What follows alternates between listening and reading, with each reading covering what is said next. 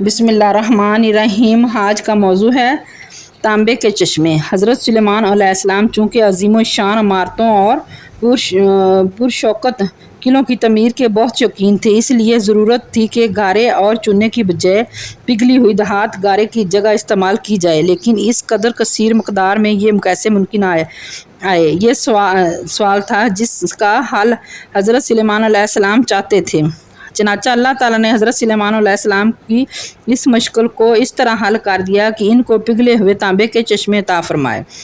بعض مفسرین کہتے ہیں کہ اللہ تعالیٰ نے حسب ضرورت حضرت سلیمان علیہ السلام کے لیے تانبے کو پگھلا دیا تھا، اور یہ حضرت سلیمان علیہ السلام کے لیے خاص نشانہ اور ان کا معجزہ تھا۔ آپ سے پہلے کوئی شخص دھات کو پگھلانا نہیں جانتا تھا، اور نجار کہتے ہیں کہ اللہ تعالیٰ نے حضرت سلیمان علیہ السلام پر یہ انعام فرمایا کہ زمین کے جن حصوں میں آتشی مادے کی وجہ سے تانبا پانی کی طرح پگھل کر بہہ رہا تھا، ان چشموں کو حضرت سلیمان علیہ السلام پر اشکار فرمایا۔ آپ سے پہلے کوئی شخص بھی زمین کے اندر دھات کے چشموں سے آگاہ نہ تھا۔ چنانچہ پگھلے ہوئے تانبے کے چشمے یمن میں ہیں، جن کو اللہ تعالیٰ نے حضرت سلیمان علیہ السلام پر ظاہر فرما دیا۔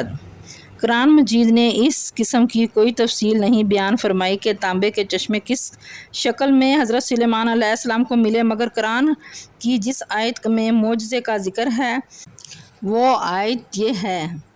ترجمہ: اور ہم نے سلیمان کے لیے پگھلے ہوئے تانبے کا چشمہ بہایا۔ اگر آپ لوگوں کو ویڈیو پسند آتی ہے تو میرے چینل کو لائک کریں، شیئر کریں، سبسکرائب کریں۔ شکریہ۔